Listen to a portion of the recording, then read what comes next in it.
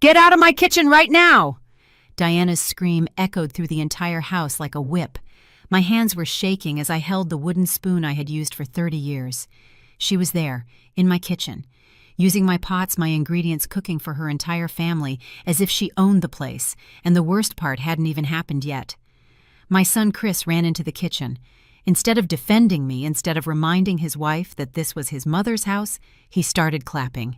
Yes, clapping, like he was at a show. That's right, honey. Finally, someone put her in. But he didn't have time to finish the sentence, because in that moment something inside me broke. Or maybe it finally woke up. Let me back up a bit so you understand how I got to that moment of absolute humiliation. My name is Martha. I'm 63 years old, and for the last 5 years I have lived a silent hell in my own home. When Chris introduced me to Diana 6 years ago, I thought my son had finally found someone who would make him happy. She was young, 32, pretty with that kind of beauty that comes with a lot of self-confidence. Too much confidence, I'd say now. At our first dinner, she barely spoke to me. She only talked to Chris, constantly touching his arm, laughing loudly at his jokes that weren't even funny, ignoring me as if I were part of the furniture. But I kept quiet. Like a good mother, I wanted my son to be happy. I swallowed the discomfort, the feeling of being invisible at my own table. Give her time, I told myself. She's nervous, it's normal. How naive I was. The wedding was 5 years ago, an expensive ceremony that I helped pay for even though Diana told everyone her parents funded the whole thing. I remember at the reception, they sat me at a table in the back far from the main table next to distant cousins I didn't even know. Meanwhile, Diana shined in her ivory dress, and Chris looked at her like she was the only person in the world. I didn't exist. I cried in my hotel room that night, but I dried my tears quickly. It's their day, I repeated to myself. This isn't about you, Martha. After the wedding, they moved into a small apartment. They lasted exactly 8 months. 8 months before Chris showed up at my door with a suitcase and that awkward smile he always had when he needed something. "Mom, it's temporary," he said. "Just until our financial situation improves. Diana is looking for a better job, and I'm waiting for a promotion." I had a 3-bedroom house, too big for just me since I was widowed. "Of course, son," I said. "This will always be your home." If I had known that temporary would become a 5-year nightmare, I would have locked the door right then. The first few months were tolerable. Diana worked at an expensive clothing boutique downtown. She left early and came home late. I barely saw her. Chris worked at a tech company, always glued to his computer, always stressed. I continued with my normal routine. I cooked, I cleaned, I took care of my house just like I always had. But little by little, things started to change. First, it was small comments. "Martha, could you wash my clothes too? I just get so tired from work." "Martha, you use too much salt in the food. That's not how you cook." "Martha, don't you think it's time to update the living room furniture? It looks so old." I endured it. I swallowed my pride and endured it because I didn't want to create conflict. Because I loved my son and wanted his marriage to work. Because I had been taught that a good mother always sacrifices, always gives, and always puts her family first. But Diana wasn't my family, even if she carried my late husband's last name. Diana was a stranger who every day made me feel more like a stranger in my own home. 6 months after moving in, she quit her job at the boutique. "I'm exhausted," she told Chris. "I need a break." That break has now lasted 4.5 years. 4.5 years of watching her lying on my sofa, watching television while I cleaned around her as if I were a maid. And Chris, my son, the boy I raised alone after his father died in that accident when he was only 12, he just supported her in everything. "Mom Diana is going through a tough time," he would tell me. "She needs time to find herself." Find herself. While I cooked, cleaned, washed her clothes, and she didn't even say good morning to me. The respect completely evaporated. She started giving me orders.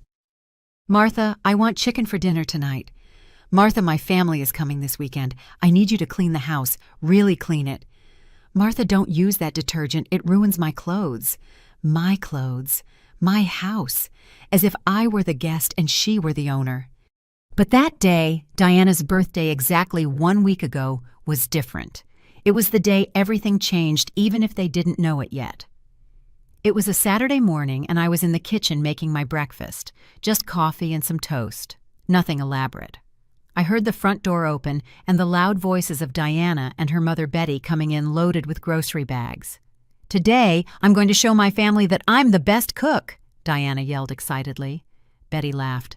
"My girl, you've always been talented in the kitchen, not like some others." And she looked at me. She looked at me with that contempt I already knew so well. They burst into the kitchen like a tornado.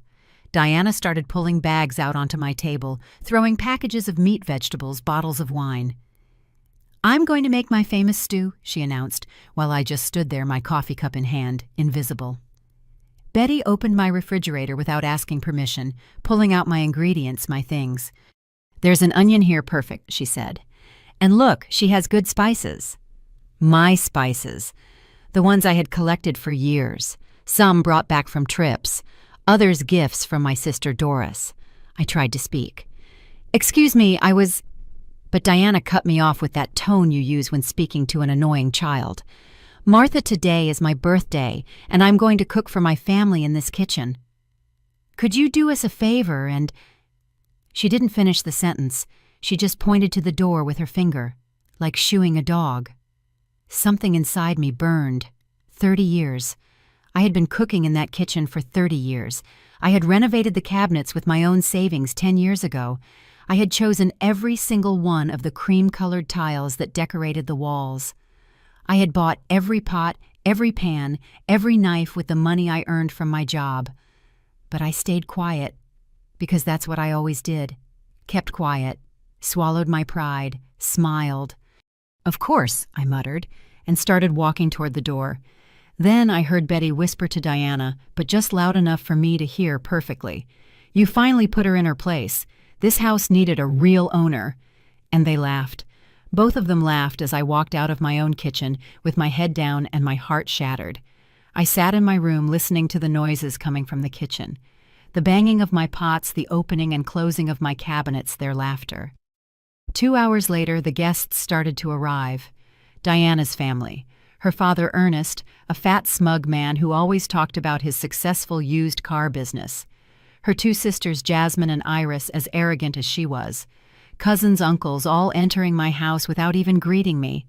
I stayed in my room like a prisoner, smelling the aroma of the stew that Diana was cooking with my ingredients in my pots in my kitchen. Then I heard footsteps coming up the stairs. It was Chris. He opened my bedroom door without knocking. "Mom?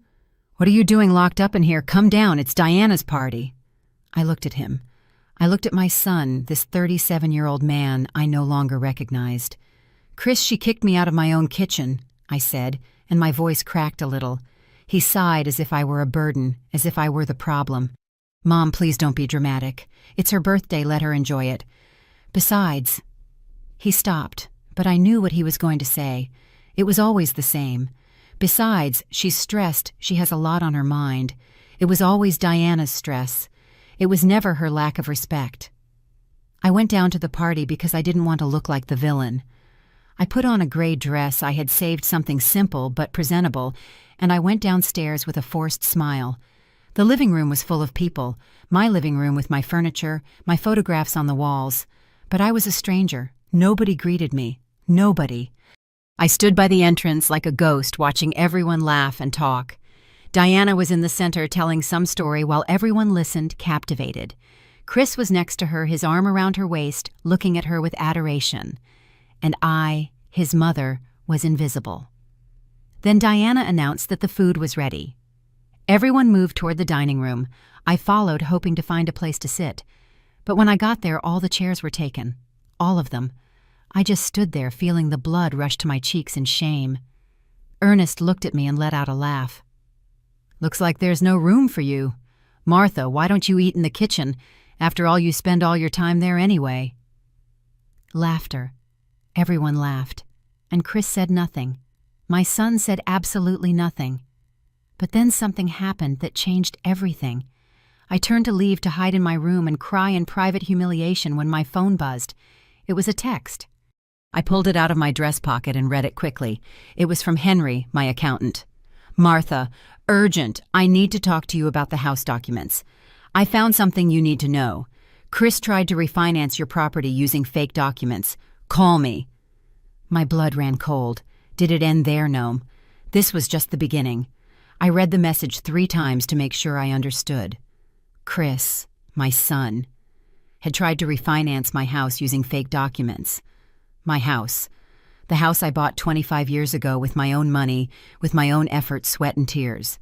The house that was in my name, and my name only because after my husband died, I learned not to depend on anyone.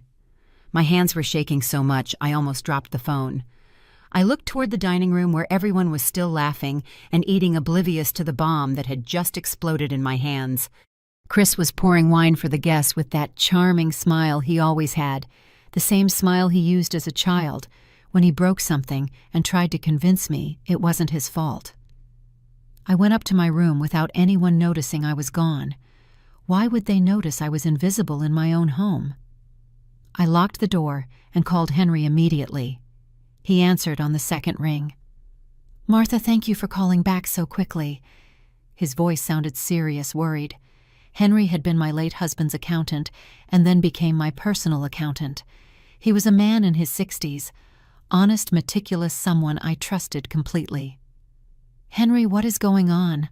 I asked, although a part of me already knew the answer. I already knew that my son, the boy I had raised alone, had betrayed me. 2 weeks ago, I got a call from the bank, Henry began. They were asking about some documents that I had supposedly certified for a refinancing of your property. Documents I have never seen in my life. Someone forged my signature and submitted papers where you supposedly gave Chris power of attorney over the house. I felt the air leave my lungs. Fortunately, Henry continued, the bank suspected something because the amounts didn't add up, and they contacted me to verify. I stopped everything immediately and opened an investigation. Martha, the documents have Chris's signature all over them. He tried to put the house in his name to take out a $150,000 loan. $150,000. My house was worth about $400,000. Chris had tried to put a lien on my property for more than a third of its value without my knowledge, using fake documents, committing fraud. How could he do this? I whispered, though the question was rhetorical. I knew how. Diana. That woman had changed him. She had turned him into someone I no longer recognized. There's more, Henry said, his tone turning even more grave. I did a little digging and discovered that Chris and Diana have debts of almost $200,000. Credit cards, personal loans, a luxury car they can't afford. They are on the verge of bankruptcy. Everything started to make sense. Diana's comments about renovating the house, the looks Chris and her exchanged when they thought I wasn't watching, the way they had been treating me even worse lately, with more contempt, as if they wanted me gone, as if I were an obstacle to their plans. Martha, I need you to come to my office on Monday, Henry said. I have all the documents. We can press charges for fraud if you want. This is serious. I thanked him and hung up. I sat on the edge of my bed, looking at the photographs on my nightstand. Chris as a baby, Chris at his graduation, Chris on his wedding day smiling next to Diana. At what point did I lose my son?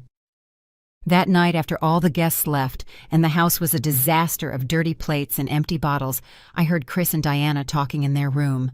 My room was right next to theirs, and the walls weren't that thick.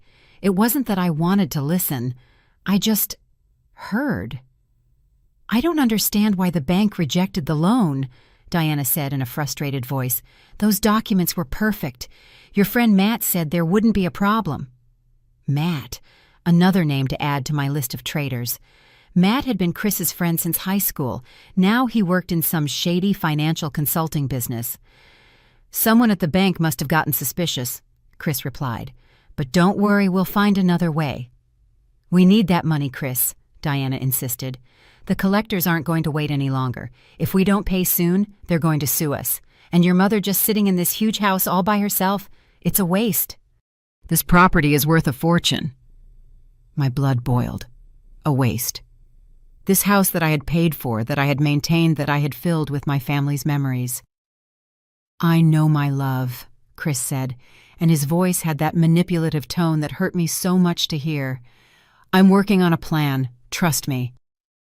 I couldn't sleep that night. I stayed awake, staring at the ceiling, thinking about everything I had heard about the betrayal of my own son. But something strange happened in those dark, quiet hours. Instead of just feeling pain, I started to feel something else. Something I hadn't felt in a long time. Rage. But not a blind, destructive rage. It was a cold, calculated rage that made me think clearly for the first time in years. They didn't know who I really was. Chris only knew the Martha who cooked, cleaned, and sacrificed, the devoted mother who always gave in. But there was another Martha he had never met, a Martha who had quietly built something great. Sunday morning. I went downstairs early. The house was still a disaster from the party the day before, but I wasn't going to clean for the first time in 5 years. I left everything exactly as it was, the dirty dishes in the sink, the empty bottles in the living room, the crumbs on the floor. I made my coffee and sat in the living room to think. Chris came down around 11, yawning, expecting to find the house clean as always. He stopped short when he saw the mess. "Mom, aren't you going to clean this?" he asked in that tone he used when giving me orders disguised as questions. I looked him directly in the eye. "No," I said simply. "It was Diana's party. She can clean it." His expression changed. Surprise, then annoyance. "Mom, don't start with your drama. You know Diana is tired." I got up and walked to the kitchen without answering. I could feel his confused gaze on my back. That was the first of many small changes I implemented. I stopped cooking for them. I stopped washing their clothes. When Diana asked me for something, I simply told her I was busy. I didn't yell, I didn't complain, I just refused. And that unnerved them more than any confrontation. They were used to me giving in, to me obeying. My silent rebellion made them nervous. On Monday, I went to Henry's office. He showed me all the documents. There was the forged signature, the papers where Chris tried to pass himself off as the owner of my property. "I have contacts at the bank," Henry told me. "They are willing to testify if you decide to take legal action." I looked at the papers for a long time. My son. My only son. "Not yet," I said finally. "I want to see how far they're willing to go. But I need you to protect my properties. All of them." Henry nodded. "It's already done. I've put alerts on everything. They can't touch anything without me knowing immediately." Properties. Plural. Because that was something Chris and Diana never knew. For the last 30 years, while I played the role of a simple homemaker, I had built a silent empire. But that story would come later. For now, I needed to watch, wait and see just how far my son was willing to betray me for money, and for that woman who had turned him into a stranger. I returned home that afternoon with my head held high and a plan forming in my mind. When I entered, I found Diana in the living room with her mother Betty and her sisters Jasmine and Iris. The four of them looked at me with contempt as I walked by. "There goes the bitter old woman," I heard Iris mutter. I stopped. I turned around and looked at them directly. For the first time, I didn't lower my gaze, and I smiled. That smile confused them. I could see it on their faces. Jasmine exchanged a confused look with Iris, and Betty frowned as if trying to solve a puzzle. But I said nothing. I just went up to my room, closed the door, and allowed myself to breathe deeply. Something had changed in me. I was no longer the Martha who endured in silence. I was the Martha who had survived her husband's death, who had raised a son alone, who had built a prosperous business from scratch without anyone knowing. And now, finally, I was going to remember who I really was. The next few days were tense in the house. Chris and Diana noticed my change in attitude, but they didn't know how to handle it. I continued to not cook for them, not clean their messes, not be their free maid. One night, Chris knocked on my bedroom door. "Mom, can we talk?" I let him in. He sat in the chair by my desk with that uncomfortable expression he put on when he needed to ask me for something. "Mom, Diana and I are worried about you. You've been acting strange lately. Is everything okay?" How ironic. After 5 years of treating me like trash, now they were worried because I wasn't behaving like the doormat I always was. "Everything is perfectly fine, Chris," I answered calmly. "I'm just tired." "At my age, one needs to rest more." He seemed to relax a little. "Oh, well, that makes sense. Hey, since you mentioned that..." Here it came. I could feel it. Diana and I were thinking, "This house is very big for you alone. Maybe it would be better if..." "If what?" I interrupted, looking him directly in the eye. He swallowed. "Well, there are some very nice nursing homes, places where you could be more comfortable with people your age, with medical care available." Nursing homes. They wanted to put me in a home to keep my house. I felt my heart squeeze, but I kept my face neutral. "And who would pay for this home?" I asked. "Well, we could sell this house, and with that money..." "This house is in my name, Chris." I interrupted him again, my voice firm. "And it is not for sale." His expression changed. I saw a flash of panic in his eyes, followed by annoyance. "Mom, don't be selfish. Think about your well-being. You're getting older. This house is too much work for you." Selfish. My own son was calling me selfish for not wanting to gift him my property. "This conversation is over, Chris. You can leave." He stood up, clearly frustrated. "Someday you'll understand this is for your own good," he said before leaving and shutting the door harder than necessary. That same night, I heard their conversations through the walls again. "It didn't work," Chris was telling Diana. "She refuses to consider the idea of the home." "Then we'll have to be more creative," Diana replied. "Your mother can't stand in the way of our future. This house is our only way out." "I know, my love. Give me time. I'll convince her." I stayed up late thinking about my next move. The next day I called my sister Doris. She lived in another state, but we spoke frequently. Doris was the only person in the world who knew my whole story, all my secrets. "Martha." "What's wrong?" "You sound strange," she said as soon as she answered. I told her everything. The attempted fraud, the conversations I had overheard, the plan to put me in a home. Doris exploded. "That bastard! After everything you did for him. Martha, you have to kick him out of your house right now." "No," I said calmly. "Not yet. I need them to see who I really am, to understand the magnitude of their mistake." Doris was silent for a moment. "You're going to tell them about the restaurants." "Eventually. But first, I need them to sink a little deeper into their own lies." My sister sighed. "You're stronger than you look, Martha. You always have been. But be careful. Desperate people do terrible things." She was right, and Chris and Diana's desperation was about to get worse. 2 days later, while I was at the grocery store, I got a call from my neighbor, Mrs. Esmeralda. She was a kind, 70-year-old woman who had lived next door for decades. "Martha, forgive me for bothering you, but I saw something strange. A man in a suit was taking pictures of your house. He had a clipboard and was writing things down." I thanked her and hung up. An appraiser. They were appraising my house without my permission. My blood boiled, but I stayed calm. They were moving faster than I thought. When I got home, Chris and Diana were in the living room with a man in his 40s dressed in a charcoal-colored suit.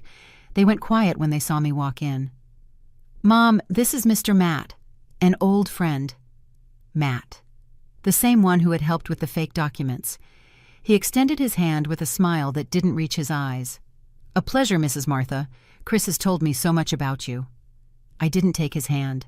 I stared at him until he lowered his arm awkwardly. "What are you doing in my house?" I asked directly. "Oh, I just came to visit Chris. It's been a while since we saw each other." Liar. Everyone in that room was a liar. I went up to my room without another word. From my window, I watched them leave half an hour later. Matt was patting Chris on the back, talking animatedly. That night, I went down to the kitchen for a glass of water and found papers on the dining room table. They had left them there, probably carelessly. They were documents from a real estate agency, an appraisal of my house, $410,000, and attached a draft of a sales contract. My house. They were planning to sell my house. The document was dated for the following month. They had already even chosen the day they planned to strip me of my home. I took pictures of all the papers with my phone and left them exactly where I found them. The next day, I sent them to Henry. He called me immediately. "Martha, this is evidence of conspiracy to commit fraud. With this and the previous documents, we can—" "Not yet, Henry," I interrupted. "Let them continue. I want them to feel secure, to believe they are going to get away with it." "Are you sure this is very serious?" "Completely sure. Just make sure they can't do anything official without me knowing." Henry agreed reluctantly. He trusted me even if he didn't fully understand my plan. The following days, Chris and Diana were unusually nice to me. Fake smiles, questions about my health, small gestures of concern. It was obvious what they were doing. They were softening me up, preparing me for the final blow. One afternoon, Diana even tried to cook for me. "Martha, I made soup. Do you want some?" I looked at her from my chair in the living room. "No, thank you. I already ate." Her smile tightened, but she held it. "Well, if you change your mind, it's on the stove." How considerate. The same woman who had kicked me out of my kitchen was now offering me soup. The same one planning to steal my house was now playing the part of the loving daughter-in-law. That night, Chris knocked on my door again. He came in with that serious expression he put on when he wanted to seem mature and responsible. "Mom, Diana and I have been talking a lot about your situation." My situation, as if I were a problem that needed to be solved. "We want what's best for you. And honestly, we think it would be best if you considered selling this house. It's too big, too expensive to maintain for one person alone. You could move somewhere smaller, more manageable, and save the money from the sale for your retirement." How generous of them to worry about my retirement. "And where would you two live?" I asked, although I knew the answer perfectly well. "Well, we could look for our own place, with our share of the money." Of course. Their share. Of my house. "How much would your share be exactly, Chris?" He shifted uncomfortably in his seat. "Well, the house is worth around $400,000.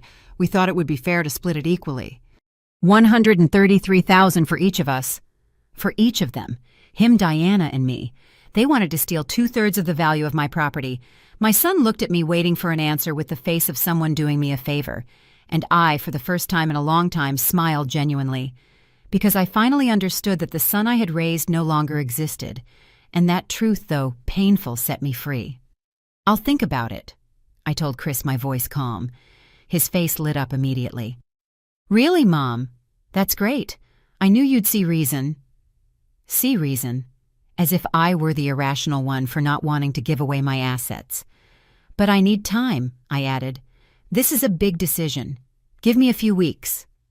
He nodded enthusiastically. "Of course, Mom, all the time you need. We just want you to be happy." He practically skipped out of my room. I heard him run down the stairs to give Diana the news. Their shouts of celebration reached my room.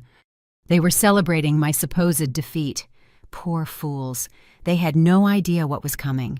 The next morning, while Chris was at work and Diana was sleeping in late as usual, I left the house early.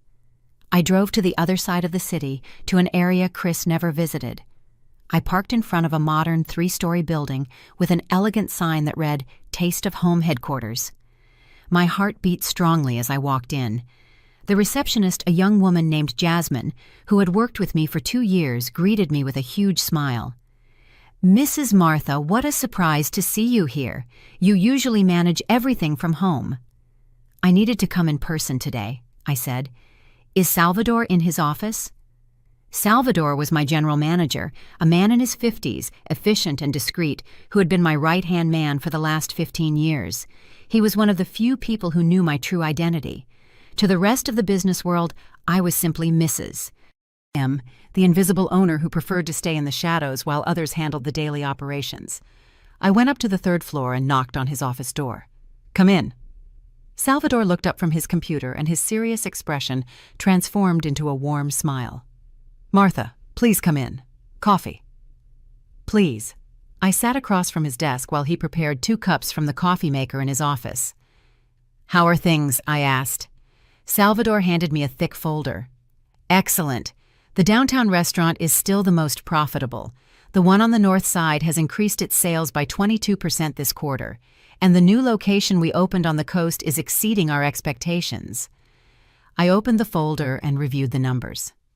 Taste of Home, my restaurant chain, 5 locations in total, all successful, all under my name, though nobody knew it. I had started with the first one 30 years ago, shortly after my husband died. I needed money to support Chris, but I also needed to stay busy, to have a purpose beyond just surviving. I started small with a tiny spot where I cooked and served myself. I used all my family recipes, the ones my grandmother had taught me. Homemade, authentic food made with love. The business grew slowly but steadily. I reinvested every penny of profit. 5 years later, I opened the second restaurant, then the third. I hired Salvador when the business became too big for me to handle alone, but I always kept it a secret. Why? Because I wanted Chris to love me for who I was, not for my money. I wanted to know his love was genuine, not contaminated by financial interests. How ironic that decision turned out to be.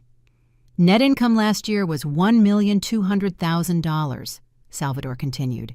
After taxes, operating expenses, and reinvestments, your personal profit was $350,000. $350,000 in 1 year. And my son thought I was a poor widow who depended on his generosity by living under his roof. In my roof. Salvador, I need to ask you a favor, I said. Anything you need.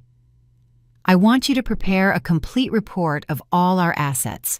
Properties, bank accounts, investments, everything. And I need copies of the property titles for all the locations. He looked at me with curiosity, but asked no questions. That was one of the reasons I trusted him. When do you need it? By Friday. Today was Tuesday. You'll have it by Thursday, he promised. I spent the rest of the morning in my private office reviewing financial statements, signing pending documents, making decisions about new investments. This was the Martha that Chris never knew, the businesswoman, the strategist, the woman who had built an empire from scratch. When I returned home, it was almost noon. Diana was in the living room watching television in her pajamas. She didn't even look up when I came in. "Where were you?" she asked in a bored tone. "I went to the doctor." I lied. "Routine checkup." She mumbled, with no real interest in my answer. The next few days were strangely quiet. Chris and Diana were being excessively nice to me, clearly trying to keep me happy while they planned their theft. I followed my normal routine, or at least what appeared to be my normal routine. But in reality, I was preparing my counterattack. On Thursday, just as promised, Salvador handed me a thick manila envelope with all the documents I had requested. I reviewed it that night in my room. 5 restaurants. The house where we lived valued at $410,000. 2 apartments I rented out, generating a passive income of $3,000 a month. Investment accounts with a total balance of $1.8 million. Additional real estate properties worth $900,000. In total, my net worth was approximately $5 million. $5 million. And my son wanted to steal my house to pay his $200,000 debts. If only he had just asked me for help honestly. If only he had respected me. But no. They chose the path of deceit, of betrayal, of treating me like trash. On Friday afternoon, as I was putting all the documents in my personal safe, I heard raised voices downstairs. I went down the stairs and found Diana arguing on the phone.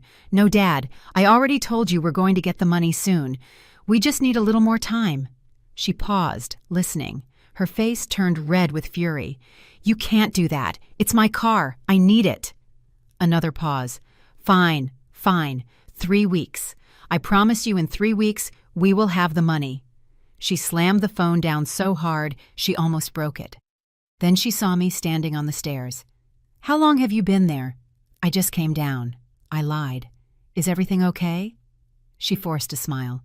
"Yes, just small family problems. Nothing important. Small problems."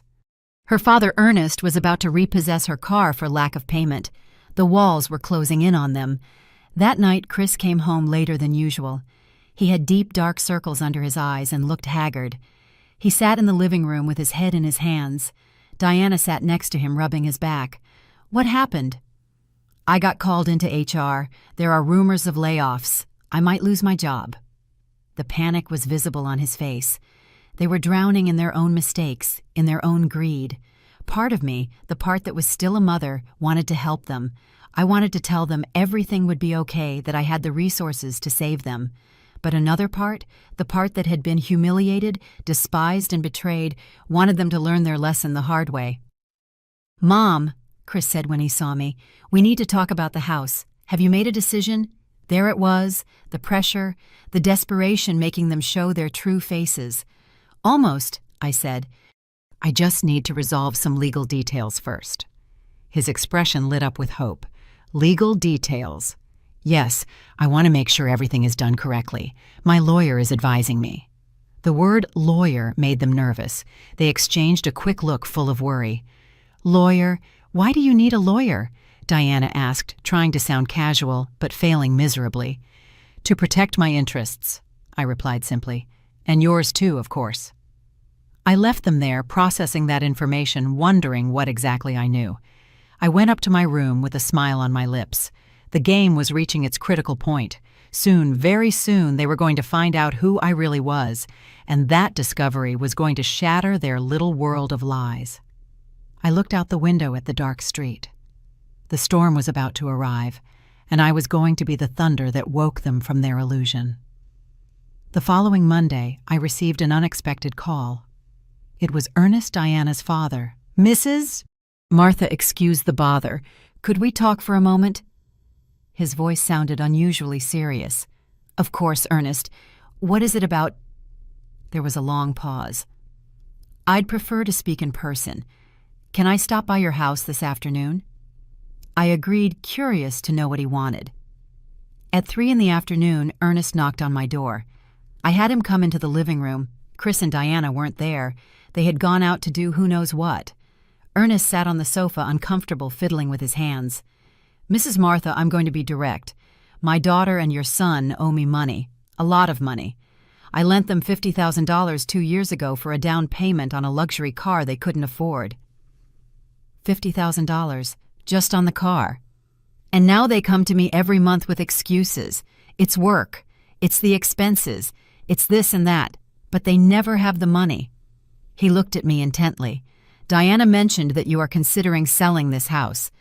She asked me to talk to you to convince you that it's a good idea." There it was.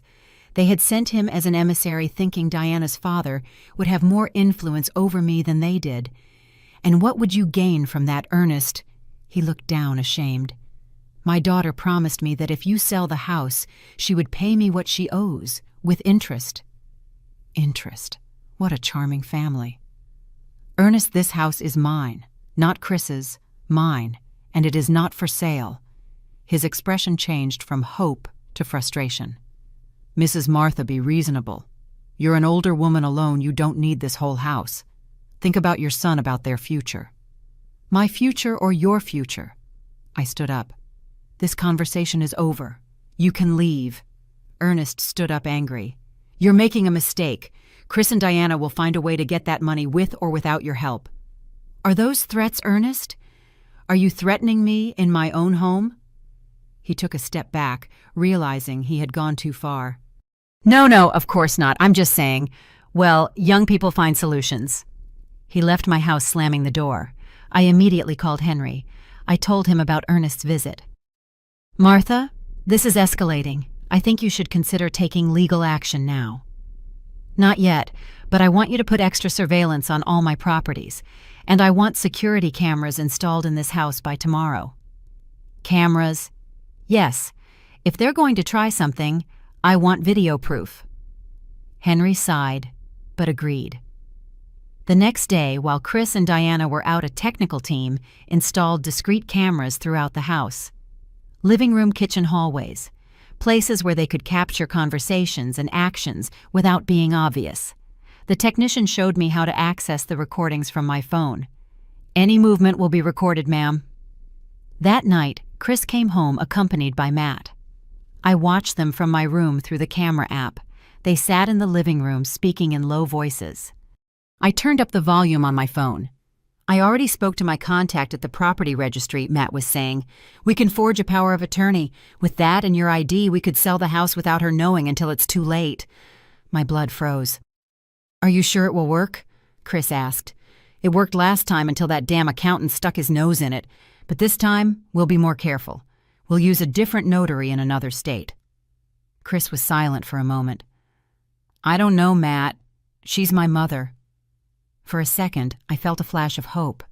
Maybe there was something left of the son I raised, but then Matt spoke. "Your mother has controlled you your whole life. It's time to take what's yours. That house should be yours anyway." "You're right," Chris said finally. "Let's do it. How much time do you need?" "Give me 2 weeks, but I need $10,000 up front for the bribes." $10,000. Chris nodded. "I'll get it." They shook hands. I had just witnessed my son agree to steal my house for a second time. This time there was video evidence. This time there would be no escape for him. I saved the recording and sent it immediately to Henry with a message. "That's enough. Prepare everything." The next few days were the hardest of my life. I had to keep acting normal as if I knew nothing while they planned my destruction. Chris even brought me flowers one day. "To brighten your day, Mom." Flowers bought with money he probably took from a credit card he couldn't pay. Diana cooked dinner one night, calling me to the table with a sweet smile. I thought it would be nice to have dinner together as a family. Family.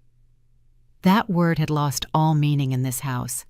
I ate in silence while they chatted animatedly, playing the part of the perfect family. But I knew the truth. I always knew. On Friday afternoon, Henry called me. "Everything is ready." I interviewed 3 notaries and found the one Matt was going to use. They paid him $5,000 up front to forge the documents. I have his full statement. He's cooperating with the authorities in exchange for immunity. Perfect. "Martha, are you sure you want to do this?" "Once we take this step, there's no turning back." I looked around my room at the pictures of Chris as a child, at the memories of a life that no longer existed. "I'm sure, but I don't want them to go to jail. He's still my son." "Then what do you want to do?" I smiled. "I want them to learn a lesson they will never forget. And I have the perfect plan." The plan was simple but devastating. Ernest was organizing a big family dinner for the following Saturday. Diana had mentioned it casually, saying her father wanted to get the whole family together to celebrate. Celebrate what she didn't say, but I knew.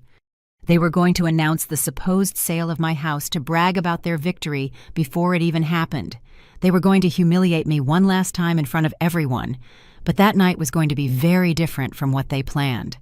That night I was going to reveal who I really was, and their world of lies was going to collapse like a house of cards. "Henry, I need you to come to that dinner," I told him, "and bring all the documents, all of them." Saturday arrived faster than I expected. I woke up early with a knot in my stomach that was a mix of nerves and anticipation. Today was the day everything would change. I bathed calmly. I dressed in an elegant wine-colored suit that I had bought especially for this occasion. I did my makeup carefully. I pulled my hair back into a sophisticated bun. When I looked in the mirror, I saw Martha the businesswoman, not Martha the submissive whom they knew. I saw the woman who had built an empire in silence. And that woman was not afraid. I went downstairs around 4 in the afternoon. Chris and Diana were already ready. He was in a suit that was a bit too tight. She was in an emerald dress she had probably bought with a credit card she couldn't afford. They both went quiet when they saw me. "Mom, you look different," Chris said, unable to hide his surprise. "Thank you, son. I thought a special occasion deserved dressing up a bit." Diana looked me up and down suspiciously. "Why so elegant? It's just a family dinner."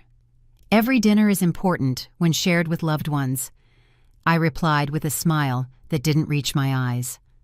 The car ride was tense. Chris drove while Diana checked her phone constantly. I sat in the back seat looking out the window, mentally preparing for what was coming.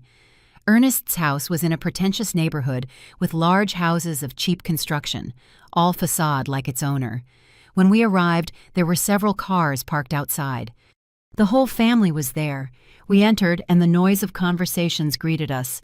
Ernest was in the center of the living room, talking loudly as always, surrounded by his sons and daughters. Betty Diana's mother was in the kitchen overseeing the food.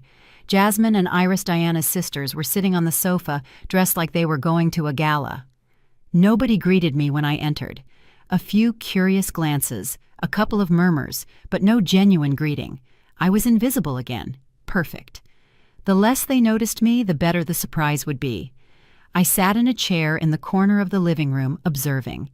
Chris and Diana immediately joined the group, laughing and talking, fitting perfectly into that superficial atmosphere. An hour later, Ernest announced that dinner was ready. We all moved to the dining room. The table was set with white tablecloths and dishes that tried to look fine, but clearly weren't. I sat at the end of the table in the corner, away from everyone. Again.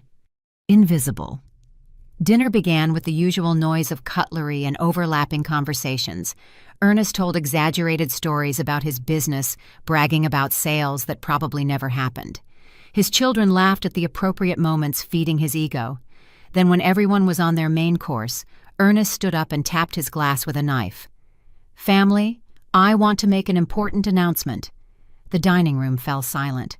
All eyes turned to him. "As you know, my dear daughter Diana and her husband Chris have been going through some tough times financially," some murmurs of sympathy.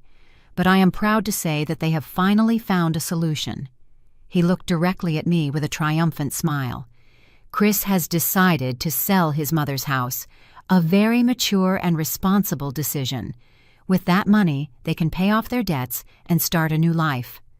Applause. The entire family applauded, as if they had just announced something wonderful. Chris stood up, taking Diana's hand. "Thank you all for your support, and I want to especially thank my mother for being so understanding and generous." He looked at me, expecting me to say something, to nod to validate his lie, but I just looked at him in silence. The silence stretched uncomfortably. "Mom says yes." Diana intervened quickly, laughing nervously. "She's just a little emotional, right, Martha?" Everyone was looking at me now, waiting. Slowly I stood up. "There is something you all need to know," I said, my voice clear and firm. Chris turned pale. "Mom, you don't need to—" "That house is not for sale," I interrupted, "because that house does not belong to Chris. It's mine. It's in my name. It has always been in my name." Murmurs of confusion swept the table. Ernest frowned. "Well, yes, technically it's in your name, but Chris is your son. It's practically the same thing." "No, Ernest, it's not the same thing. And there's something else that none of you know." I took out my phone and dialed Henry's number. "You can come in now." The front door opened, and Henry walked into the dining room carrying a leather briefcase. The confusion on everyone's faces was visible. "Who is this?" Ernest asked. "This is Henry, my accountant and lawyer," I replied. Henry stood next to me, opened his briefcase, and took out a thick folder.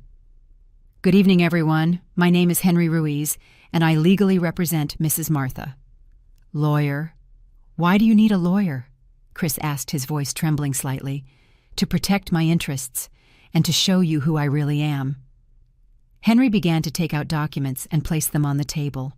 Property titles, financial statements, photographs of properties.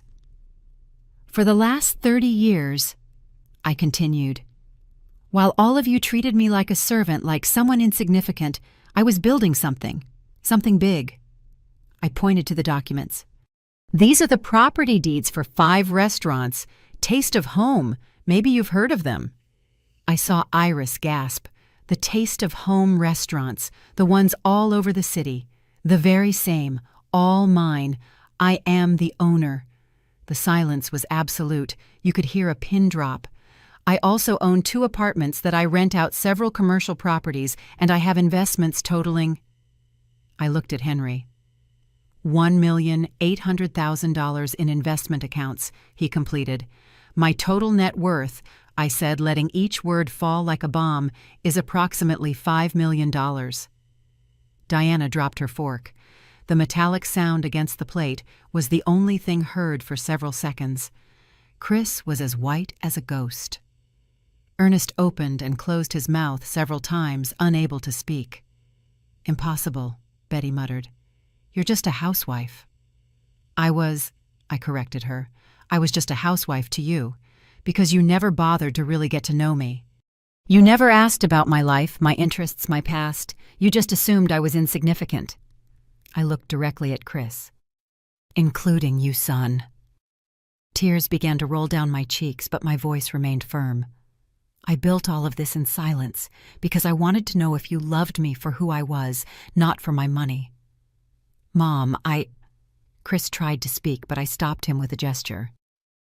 And now I know the answer. You tried to steal my house? Twice. You used fake documents. You conspired with Matt to commit fraud. I took out my phone and tapped the screen. The video started playing on the small screen, but the audio was clear. Chris and Matt planning to sell my house without my knowledge. I have it all recorded. I have proof of everything. Chris's face completely fell. Diana began to cry, but they weren't tears of remorse. They were tears of panic of being discovered. I could send you both to jail, I continued. Fraud, forgery of documents, conspiracy. But I won't. Do you know why? No one answered. Because despite everything, you are still my son. And maybe, just maybe, this will teach you something about respect and consequences. The silence in that dining room was deafening. All eyes darted between the documents on the table, Chris and Diana crumbling in their chairs, and me standing with my head held high for the first time in years. Ernest was the first to try to recover. Well, this is wonderful, Martha. Who would have imagined a successful businesswoman in our family? His tone had changed completely from condescending to fawning in seconds. Don't say our family, Ernest. I cut him off coldly. You never treated me like family. You treated me like trash. All of you did. I pointed around the table. You ignored me. You humiliated me. You made me feel invisible in my own home. Betty tried to speak. Martha, if we ever made you feel bad, it wasn't our intention. It wasn't your intention, I interrupted. When Diana kicked me out of my own kitchen screaming at me like I was an employee, that wasn't your intention. When you, Betty, whispered just loud enough for me to hear that my house needed a real owner, that wasn't your intention. When you sat me at the end of the table at this dinner as if I were less than all of you, that wasn't your intention. Every word came out of me like a sharp knife. 30 years of silence, 5 years of humiliation, all coming out at once. You judged me without knowing me. You despised me because you assumed I had nothing, that I was nothing. Jasmine, Diana's younger sister, looked down in shame. Iris stared at her hands. Ernest was no longer smiling. Chris still couldn't speak, his eyes red, his jaw tight. Diana cried silently, her makeup running, her emerald dress no longer so glamorous. But the worst part, I continued, and my voice cracked slightly, the worst part wasn't you. It was my own son. Chris, I gave you everything. I raised you alone after your father died. I worked day and night so you could have a good life, a good education. I loved you unconditionally. I wiped away a tear rolling down my cheek. And you paid me back with betrayal. You tried to steal my house. You were going to put me in a nursing home, to take my property. Mom, please. Chris finally found his voice. We were desperate. The debts, the collectors. And you never thought to ask me for help, I shouted, and my voice echoed in the dining room. It never occurred to you to come to me, your mother, and tell me the truth, to ask me for help like an honest man. I thought you didn't have any money, Chris muttered. You thought I didn't have money, but you still wanted to take my house. The only thing of value you thought I had. What kind of son does that? Silence fell again. Chris had no answer for that, because there was no answer. Martha, please.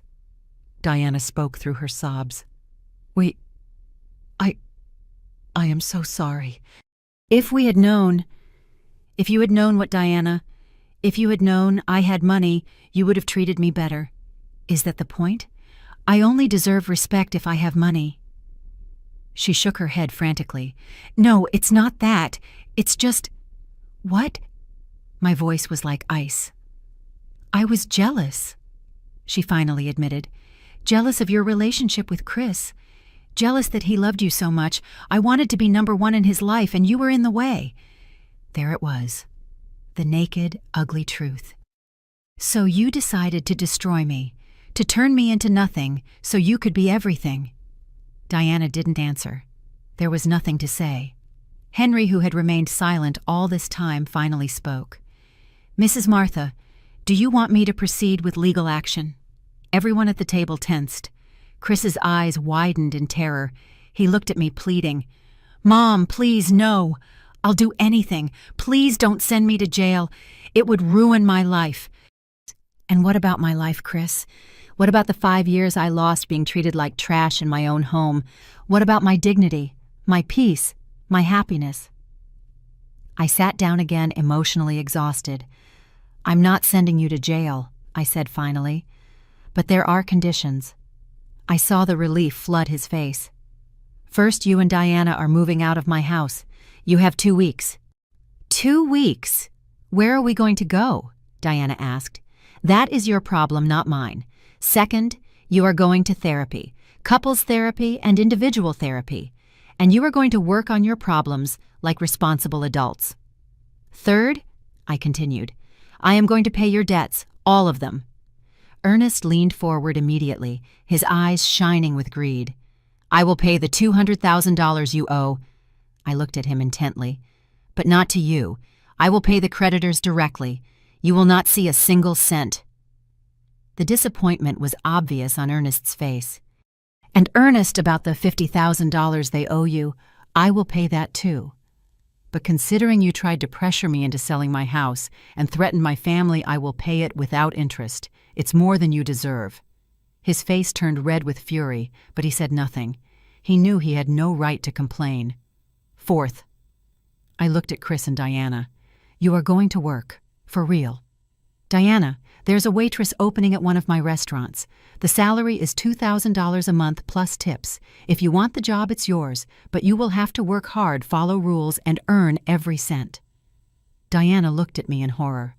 A waitress? But I've never worked in service. Exactly.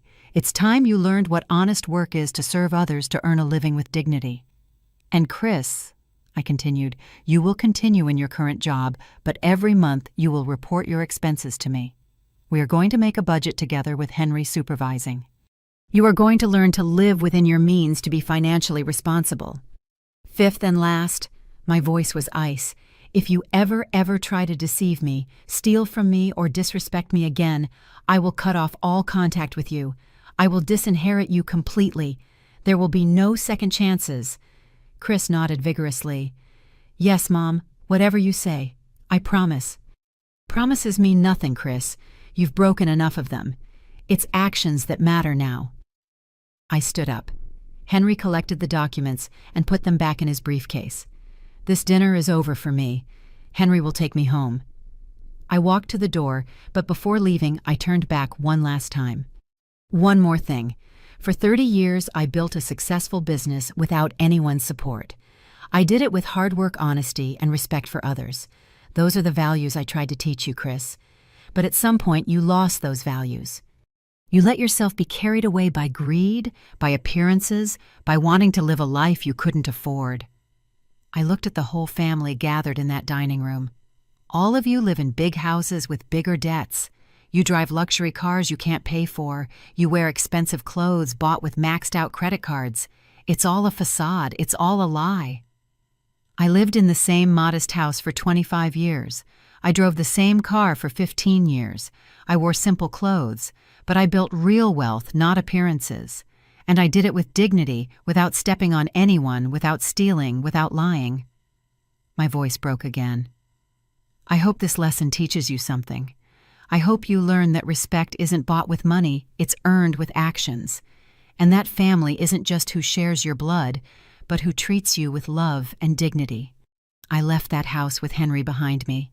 The cool night air hit my face, and I finally let the tears flow freely. I cried for the son I lost, for the years of humiliation, for the family I never really had. But I also cried with relief, because I had finally spoken my truth. I had finally defended myself, and even though it hurt, I knew I had done the right thing. In the car, Henry drove in silence for several minutes. "You did the right thing, Martha," he said finally. "I know," I replied, looking out the window at the illuminated city. But it still hurts. True love always hurts, he said, but self-respect hurts less than constant betrayal. He was right. For the first time in years, I felt free. The next 2 weeks were strange and painful. Chris and Diana moved into a small apartment on the other side of town, a modest place they were able to rent with the money I lent them for the deposit. It wasn't luxurious, it didn't have the comforts Diana was used to, but it was honest. It was a start. The day they left my house, Chris hugged me at the door. "I'm sorry, Mom," he whispered. "I'm so sorry for everything." I just nodded, unable to speak past the lump in my throat. Watching him leave with his suitcases, with that weight of shame on his shoulders, broke my heart. But I knew it was necessary. Sometimes true love means letting people face the consequences of their actions. Diana started working at my downtown restaurant. Salvador, my manager, reported to me weekly on her performance. At first she complained about everything, he told me. Her shoes hurt, the hours were too long, the customers were rude, but little by little she's improving. Yesterday I saw her helping a coworker who was behind on her tables without anyone asking her to. That gave me hope. Maybe, just maybe, there was still some humanity in her. Chris stayed at his tech job. Every month end he sent me a detailed report of his expenses, as we had agreed. Henry reviewed everything and informed me. "They are being very careful," he told me. "No unnecessary expenses. They are learning." I, for my part, rediscovered my house. Without the constant tension from Chris and Diana, without the looks of contempt, without the orders disguised as requests, my home became my sanctuary again. I invited my sister Doris to stay with me for a few weeks. "I never thought this day would come," she said, as we drank coffee in my living room. "I see you differently, Martha. Stronger." "I feel different," I admitted. "For the first time in years, I feel like myself." Doris took my hand. "You were always strong. You just needed to remember it." I spent more time at my restaurants, getting to know my employees, getting more directly involved in operations. I didn't have to hide anymore. A month after the revealing dinner, I received an unexpected call. It was Diana. "Martha, can we talk in person?" My first instinct was to say no, but something in her voice, a humility I had never heard before, made me accept. We met at a neutral coffee shop far from my house and her apartment. When I arrived, she was already there, sitting at a table in the back. She looked different. No excessive makeup, simple clothes, her hair pulled back in a simple ponytail. She looked real. "Thanks for coming," she said when I sat down. We ordered coffee and sat in uncomfortable silence for a moment. "I want to apologize," she finally began. "For real. Not an empty apology like the ones I gave you before. A real apology." I looked at her without saying anything, waiting. "These last few months have been the hardest of my life," she continued. "Working at the restaurant opened my eyes, seeing how other people work hard every day, how they fight to support their families with dignity. I realized how horrible I was to you." Her eyes filled with genuine tears. "You worked like that your whole life. You built an empire by being a waitress, a cook, an entrepreneur, and I treated you like trash. I treated you worse than a stranger." She took a sip of her coffee with trembling hands. "My therapist made me see that my cruelty came from my own insecurities. I come from a family where everything is about appearances," she explained. "My father always bragging about his business, even though he barely makes enough to get by. My mother spending on expensive clothes to impress the neighbors. My sisters competing over who had the most successful husband, the biggest house. I grew up believing that a person's worth was measured by what they had, not by who they were. And when I met Chris," she continued, "he was perfect on paper, good job, educated, kind. But when he mentioned his mother lived in a big house, I assumed you had money, that you were well off." She dried her tears. "When we moved in with you and I saw your simple lifestyle, your modest clothes, your old car, I was disappointed. I felt like Chris had lied to me about his family. And instead of seeing your kindness, your generosity in taking us in, I only saw what I considered poverty," she admitted with shame. "And I blamed you. I blamed you for not being the rich mother-in-law I expected, for not giving us the luxurious life I thought I deserved. I listened to her in silence, processing every word. "Now I understand how foolish I was," she said. "How cruel, how unfair. You gave us a home when we needed it. You fed us, you took care of us, and I paid you back with contempt." "Why are you telling me all this now?" I finally asked. "Because I want you to know that I'm changing, for real. Not because of the conditions you set, but because I finally see who you are. And I'm ashamed I didn't see it sooner." We drank our coffee in silence for a moment. "Diana," I said finally, "I appreciate your honesty, but apologies are just the beginning. Real change is proven over time with consistent actions." "I know," she nodded, "and I'm going to prove it to you. I'm not asking you to forgive me now. I just wanted you to know that I'm sorry, and that I'm going to be better." We said goodbye at the coffee shop door. There were no hugs, no exaggerated promises, just a silent understanding that maybe with a lot of time and effort, we could build something new, something based on mutual respect instead of lies and appearances. I drove home with mixed feelings. Part of me wanted to believe that Diana had really changed. Another part remained cautious, protecting my heart from more disappointment. That night, as I prepared for bed in my quiet but peaceful house, I reflected on everything that had happened. I had lost the illusion of the perfect family I always wanted, but I had gained something more valuable: my dignity, my voice, my power. I was no longer the invisible Martha who endured in silence. I was the Martha who had built an empire, the Martha who defended herself, the Martha who knew her worth. And that Martha was stronger than ever. I looked at the photographs on my nightstand. Chris as a child, smiling without malice, without the corruption that would come later. I touched the photo tenderly. "I still love you, son," I whispered. "But now I love myself too, and that changes everything." 6 months passed since that dinner that changed everything. 6 months of healing, of rebuilding, of learning.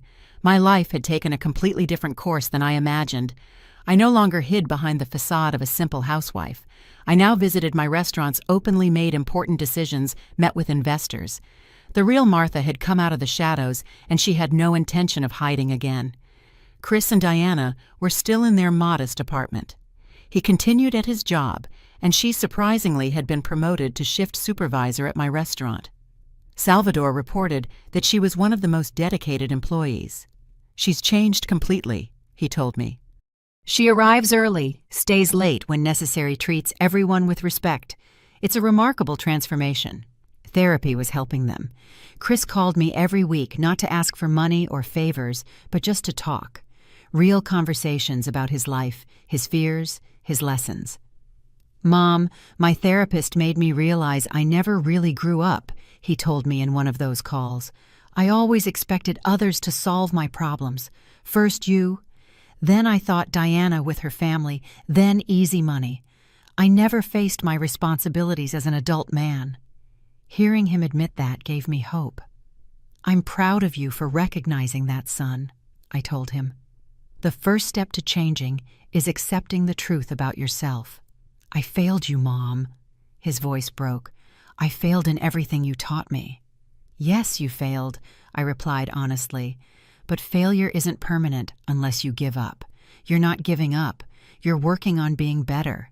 That's what matters." One afternoon, I received an unexpected invitation. It was from Ernest. He asked me to come to his house, that he needed to talk to me. I hesitated a long time before accepting, but curiosity won. When I arrived, I found a very different scene from that disastrous dinner. The house was the same, but there was something different in the atmosphere. Ernest greeted me at the door alone without his usual arrogance. "Martha, thank you for coming. I know I don't deserve your time." He showed me into the living room. No one else was there. "Where is your family?" I asked. "I asked for privacy. This is between you and me." We sat, and he sighed deeply. "I want to apologize, not just for what happened at that dinner, but for years of treating you badly, of looking down on you, of being a hypocrite." This was unexpected. "After that night," he continued, "when everyone saw your success, your dignity, your strength, I kept thinking, I thought about the man I am, and I didn't like what I saw. He rubbed his face with his hands. All my life I've lived pretending to be more than I am. My business barely makes ends meet, but I brag as if I'm a millionaire. I've put my family in debt to keep up appearances. I taught my daughters the wrong values. And when I saw that you, whom I treated as inferior, were 10 times more successful than me, not just in money, but in character, I was ashamed, he admitted. I was deeply ashamed. Why are you telling me this? I asked. Because I want to change. I'm selling the luxury car I can't afford. I'm cutting unnecessary expenses. I want to teach my family what really matters before it's too late. And I wanted you to know that your example, your dignity in the midst of it all, inspired me to be better. We talked for an hour. It was a real conversation without pretensions, without masks. When I left, I felt that maybe, just maybe, something good had come out of all this pain. My 64th birthday arrived without me expecting it. I hadn't made special plans. I thought I'd spend it quietly at home. But in the mid-afternoon, the doorbell rang. I opened the door, and there were Chris and Diana holding a pink box. "Happy birthday, Mom," Chris said with a shy smile. I let them in, confused but curious. "We made this for you," Diana said, opening the box. It was a homemade cake, clearly made with effort, though not perfect. "We made it ourselves." "Well, Diana did. I helped a little, but almost ruined it." Chris laughed nervously. It was a simple cake, decorated clumsily but with obvious love. "We know it doesn't make up for anything," Diana said, "but we wanted to show you that we're trying, that we're learning." We ate cake together in my living room. The conversation was awkward at first, but gradually became more natural. We talked about simple things: their jobs, their therapy, their small daily achievements. For the first time in years, I felt like I was really with my son, not with a stranger who wore his name. When they left that night, Chris hugged me at the door. "Someday I hope to earn your trust back completely, Mom. I know it will take years, but I'm going to work on it every single day." "You're already on the right path," I told him. "Just keep going." I watched them leave in their old car, the one they had bought with their own honestly earned money. It was no longer the luxury car they couldn't afford. It was a modest car, but it was theirs, a symbol of their new life.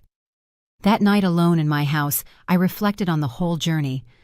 I had lost the illusion of the perfect family, but I had gained something more real. I had learned that true love sometimes means setting hard boundaries. That respect isn't begged for, it's demanded. That your worth doesn't depend on how others treat you, but on how you treat yourself. I thought about all the women who, like me, endure in silence, who let themselves be stepped on to keep the peace, who hide who they really are for fear of rejection. And I wanted to tell them that there is another way, a path where you can be strong and loving at the same time, where you can forgive without forgetting, where you can give second chances without being naive. My story didn't have the fairy tale ending I expected when I was young. Chris didn't turn out to be the perfect son. Diana wasn't the loving daughter-in-law. Her family didn't welcome me with open arms. But I found something better than a fairy tale. I found my own voice. I found my own power. I found my own peace. And I discovered that sometimes the best gift you can give someone isn't solving their problems, but allowing them to face the consequences of their actions and grow through them. I looked out the window at my garden softly lit by the moonlight. This was my home, my sanctuary, my kingdom built with work, dignity, and self-respect. And no one ever again would take it from me, because now I knew my value. And that knowledge was more powerful than any wealth, stronger than any betrayal, more durable than any pain. I am Martha. I am 64 years old. I built an empire in silence. I survived the betrayal of my own son. I rose up stronger than I ever was. And this is my story. The story of a woman who refused to remain invisible, who refused to be less than she was, who chose her dignity over the comfort of illusion. And if my story can inspire even one person to defend their worth, to set boundaries, to not allow others to make them feel small, then every moment of pain will have been worth it. Because in the end, the most important thing isn't how others treat you. It's how you treat yourself. And I finally learned to treat myself with the respect and love I always deserved.